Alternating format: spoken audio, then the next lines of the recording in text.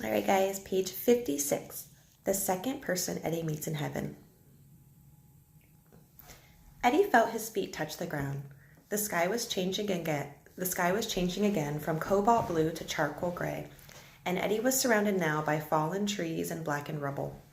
He grabbed his arms, shoulders, thighs, and calves. He felt stronger than before, but when he touched his shoes, he could no longer do so. The limberness was gone. No more childish rubbery sensation. Every muscle he had was as tight as piano wire. He looked around at the lifeless terrain. On a nearby hill lay a busted wagon and the rotting bones of an animal. Eddie felt a hot wind whip across his face. The sky exploded to a flaming yellow. And once again, Eddie ran.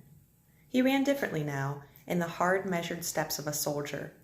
He heard thunder, or something like thunder, explosions or bomb blasts, and he instinctively fell to the ground, landed on his stomach, and pulled himself along by his forearms. The sky burst open and gushed rain, a thick brownish downpour. Eddie lowered his head and crawled along in the mud, spitting away the dirt water that gathered around his lips. Finally, he felt his head brush against something solid. He looked up to see a rifle dug into the ground, with a helmet sitting atop it and a set of dog tags hanging from the grip. Blinking through the rain, he fingered the dog tags, then scrambled backward wildly into a porous wall of stringy vines that hung from a massive banyan tree. He dove into their darkness. He pulled his knees into a crouch. He tried to catch his breath. Fear had found him, even in heaven. The name on the dog tags was his. Young men go to war, sometimes because they have to, sometimes because they want to. Always they feel they are supposed to. This comes from the sad layered stories of life, which over the centuries have seen courage confused with picking up arms, and cowardice confused with laying them down. When his country entered the war, Eddie woke up early one rainy morning, shaved, combed his hair, and enlisted. Others were fighting, he would too. His mother did not want him to go. His father, when informed of the news, lit a cigarette and blew the smoke out slowly. When? Was all he asked. Since he'd never fired an actual rifle, Eddie began to practice at the shooting arcade at Ruby Pier. You paid a nickel and the machine hummed and you squeezed the trigger and fired metal slugs at pictures of jungle animals, a lion or a giraffe. Eddie went every evening after running the brake levers at the Little Folks Miniature Railway. Ruby Pier had added a number of new, smaller attractions, because roller coasters, after the Depression, had become too expensive.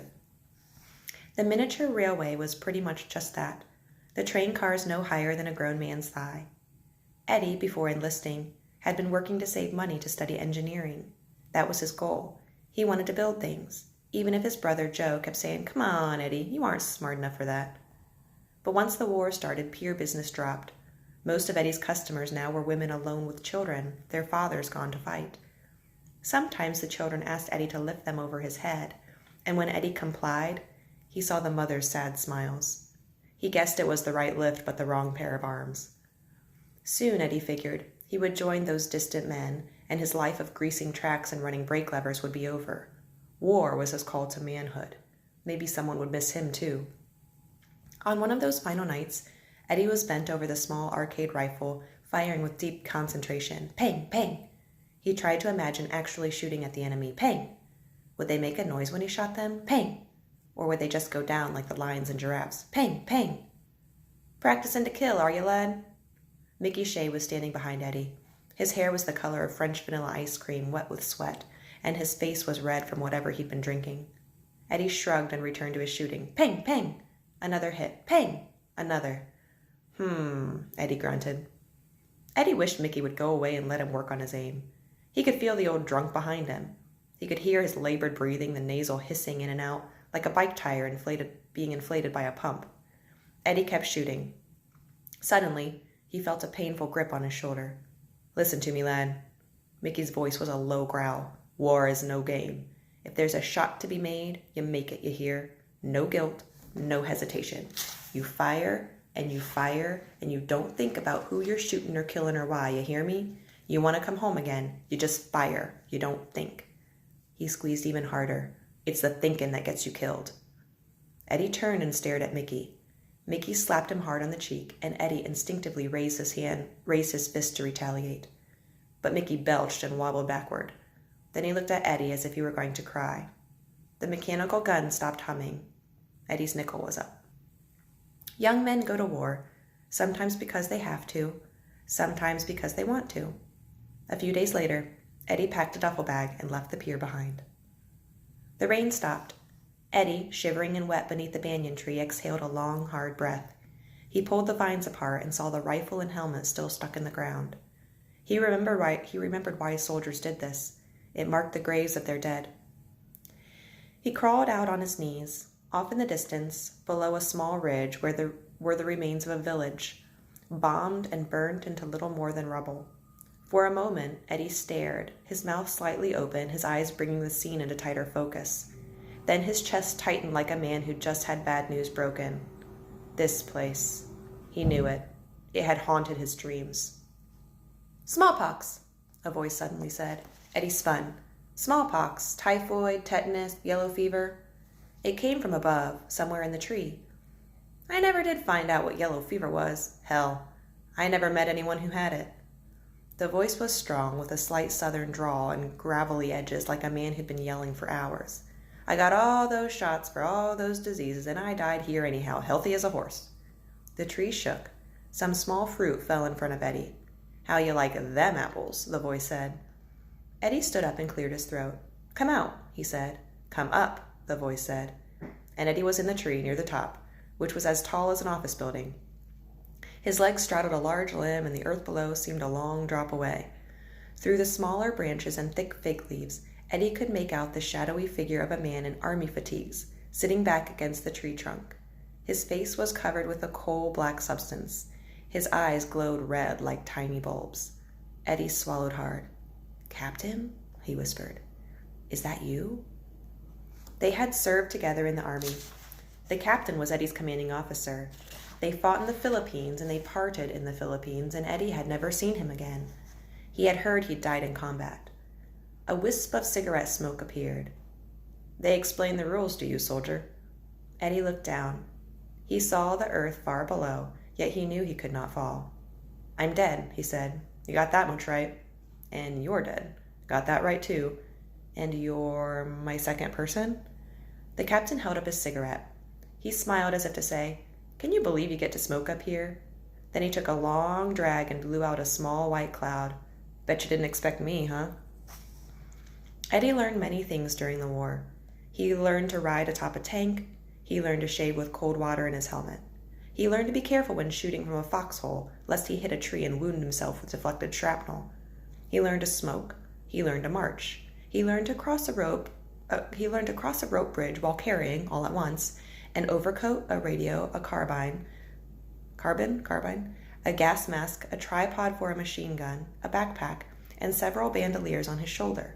He learned how to drink the worst coffee he'd ever tasted in a few foreign languages.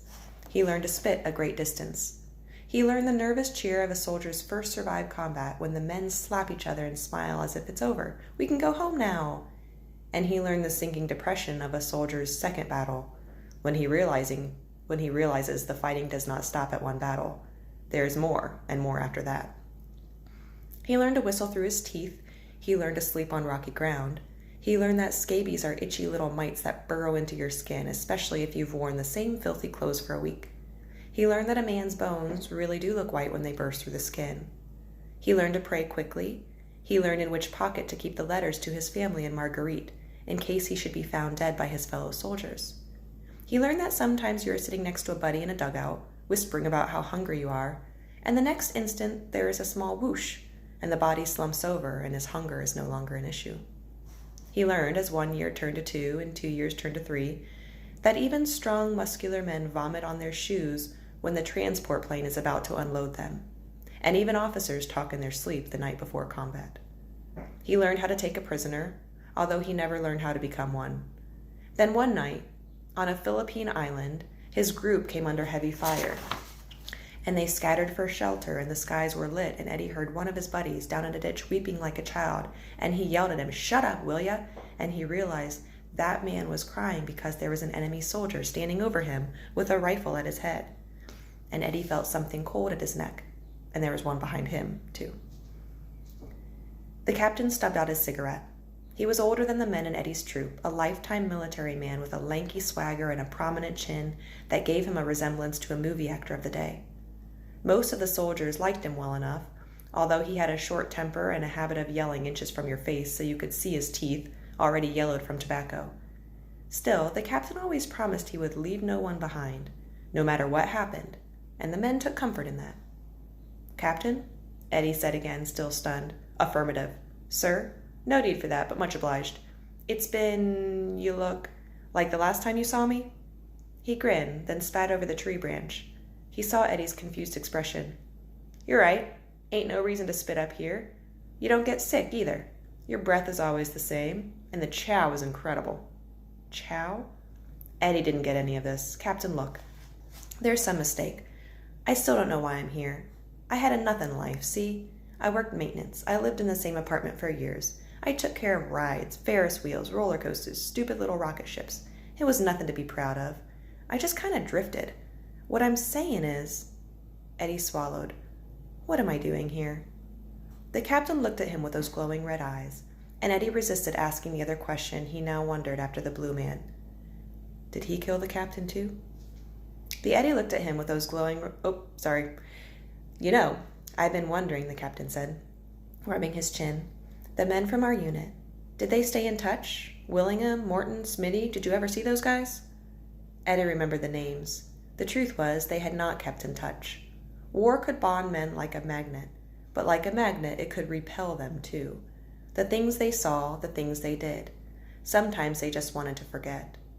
"To be honest, sir, we all kind of fell out." He shrugged. "Sorry." The captain nodded, as if he'd expected as much. "And you went back to that fun park where we all promised to go if we got out alive. Free rides for all GIs, 2 girls per guy in the tunnel of love. Isn't that what you said?" Eddie nearly smiled. That was what he'd said, what they'd all said. But when the war ended, nobody came. "Yeah, I went back," Eddie said. And I never left. I tried, I made plans. But this darn leg, I don't know. Nothing worked out." Eddie shrugged. The captain studied his face. His eyes narrowed, his voice lowered. "You still juggle?" he asked. Okay, we're on page 66, in the middle of the page. "Go! You go! You go!" The enemy soldiers screamed and poked them with bayonets. Eddie, Smitty, Morton, Rabazzo, and the captain were herded down a steep hill, hands on their heads. Mortar shells exploded around them. Eddie saw a figure run through the trees, then fall in a clap of bullets. He tried to take mental snapshots as they marched in the darkness. Huts, roads, whatever he could make out, knowing such information would be precious for an escape. A plane roared in the distance, filling Eddie with a sudden, sickening wave of despair. It is the inner torture of every captured soldier, the short distance between freedom and seizure. If Eddie could only jump up and grab the wing of that plane, he could fly away from this mistake. Instead, he and the others were bound at the wrists and ankles. They were dumped inside a bamboo barracks. The barracks sat on stilts above the muddy ground, and they remained there for days, weeks, months, forced to sleep on burlap sacks stuffed with straw. A clay jug served as their toilet. At night, the enemy guards would crawl under the hut and listen to their conversations. As time passed, they said less and less. They grew thin and weak. Their ribs grew visible, even Rabazzo, who had been a chunky kid when he enlisted. Their food consisted of rice balls filled with salt, and, once a day, some brownish broth with grass floating in it. One night, Eddie picked a dead hornet from the bowl. It was missing its wings. The others stopped eating. Their captors seemed unsure of what to do with them.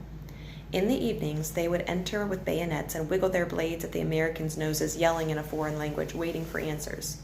It was never productive. There were only 4 of them, near as Eddie could tell, and the captain guessed that too.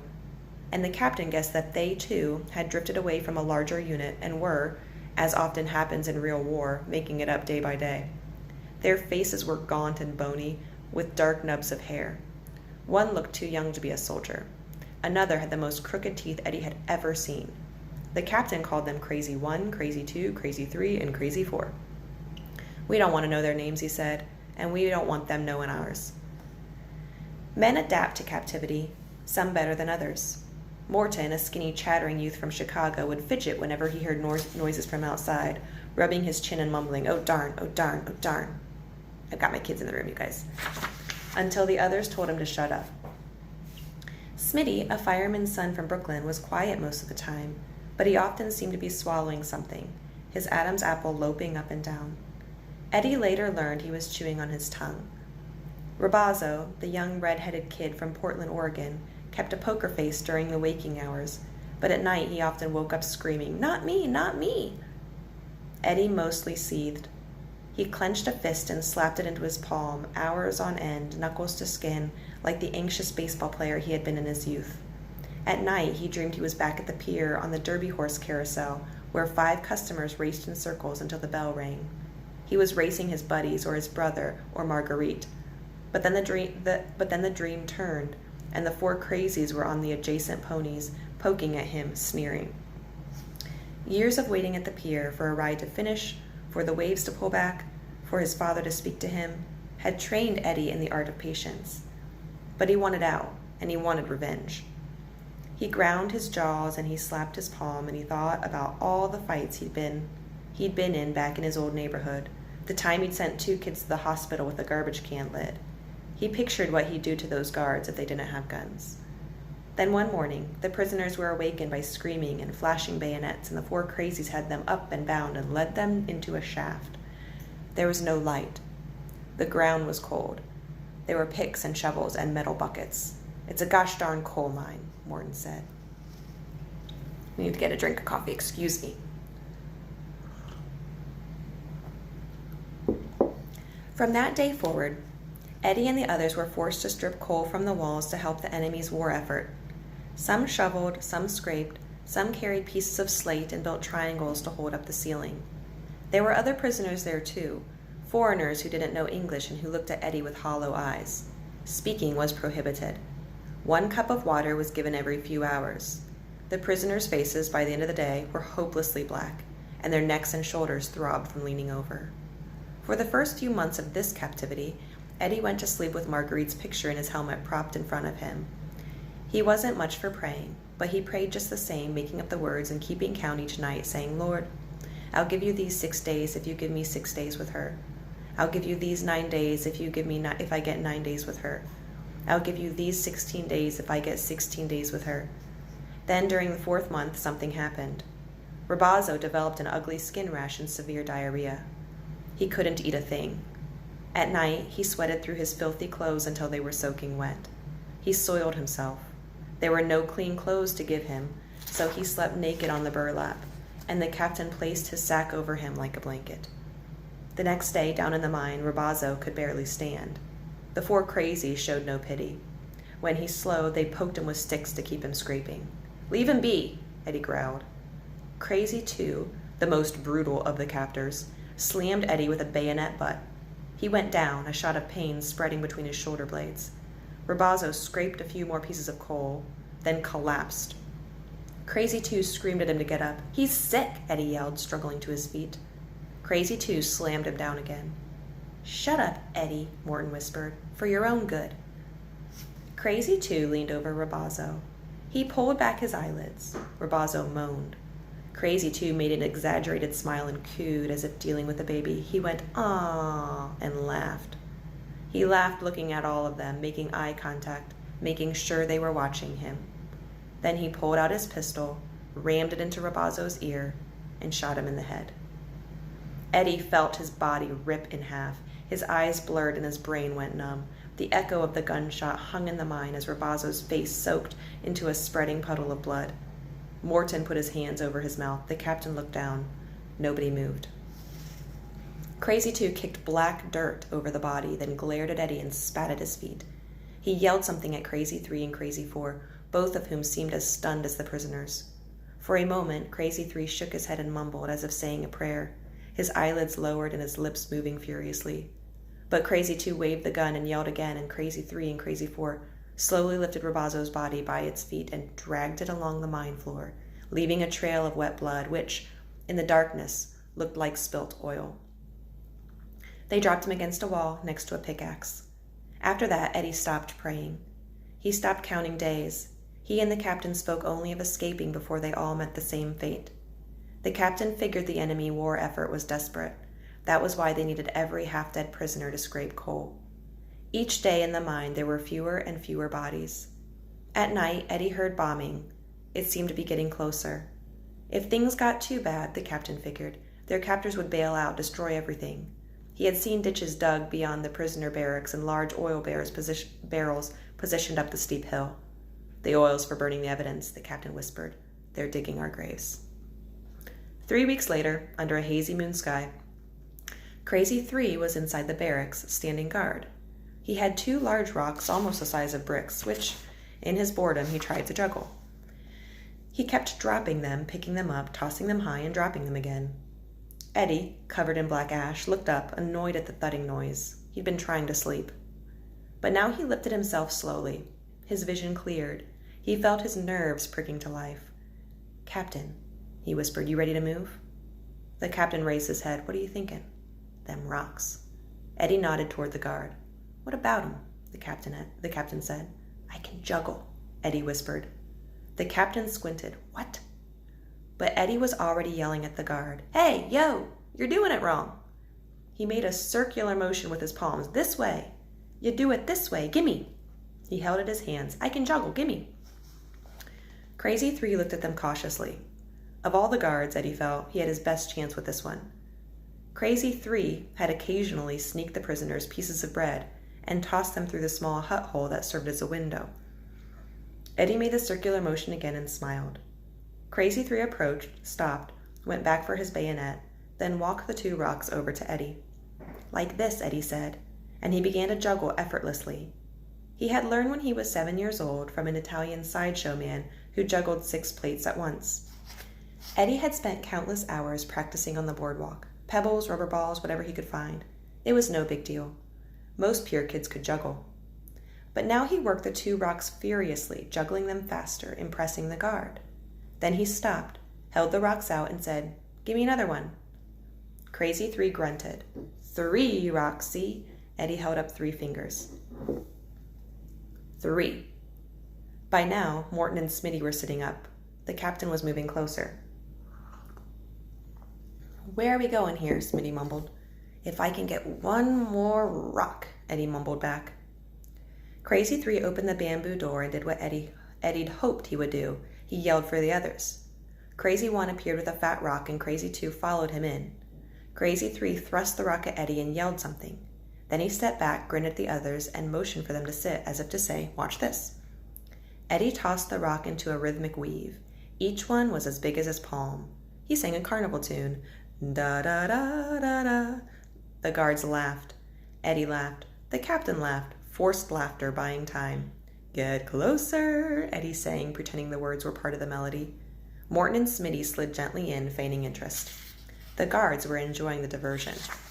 Their posture slackened. Eddie tried to swallow his breathing just a little longer. He threw 1 rock high into the air, then juggled the lower 2, then caught the 3rd, then did it again. "Ah," Crazy 3 said, despite himself. "You like that?" Eddie said. He was juggling faster now. He kept tossing 1 rock high and watching his captor's eyes as they followed it into the air. He sang, "Da-da-da-da," then, "When I count to 3," then, "Da-da-da-da-da," then, "Captain, the guy on the left." Crazy 2 frowned suspiciously, but Eddie smiled the way the jugglers back at Ruby Pier smiled when they were losing the audience. "Looky here, looky here, looky here," Eddie cooed. "Greatest show on earth, buddy boy." Eddie went faster, then counted 1, 2, then tossed a rock much higher than before. The crazies watched it rise. "Now," Eddie yelled. In mid-juggle, he grabbed a rock and, like the good baseball pitcher he had always been, whipped it hard into the face of Crazy 2, breaking his nose. Eddie caught the 2nd rock and threw it, left-handed, square into the chin of Crazy 1, who fell back as the captor jumped him, grabbing his bayonet. Crazy 3, momentarily frozen, reached for his pistol and fired wildly as Morton and Smitty tackled his legs. The door burst open and Crazy 4 ran in, and Eddie threw the last rock at him and missed his head by inches. But as he ducked, The captain was waiting against the wall with a bayonet, which he drove through Crazy Four's ribcage so hard the two of them tumbled through the door. Eddie, powered by adrenaline, leaped on Crazy Two and pounded his face harder than he had ever pounded anyone back on Pitkin Avenue. He grabbed a loose rock and slammed it against his skull again and again, until he looked at his hands and saw a hideous purplish goo that he realized was blood and skin and coal ash mixed together. Then he heard a gunshot and grabbed his head, smearing the goo on his temples. He looked up and saw Smitty standing over him, holding an enemy pistol. Crazy Two's body went slack. He was bleeding from the chest. My kids aren't in the room anymore, guys, so I'm not worried about the gore. "For Rebozo," Smitty mumbled. Within minutes, all 4 guards were dead. The prisoners, thin and barefoot and covered in blood, were running now for the steep hill. Eddie had expected gunfire, more guards to follow, but there was no one. The other huts were empty. In fact, the entire camp was empty. Eddie wondered how long it had been, just the 4 crazies and them. The rest probably took off when they heard the bombing, the captain whispered, were the last group left.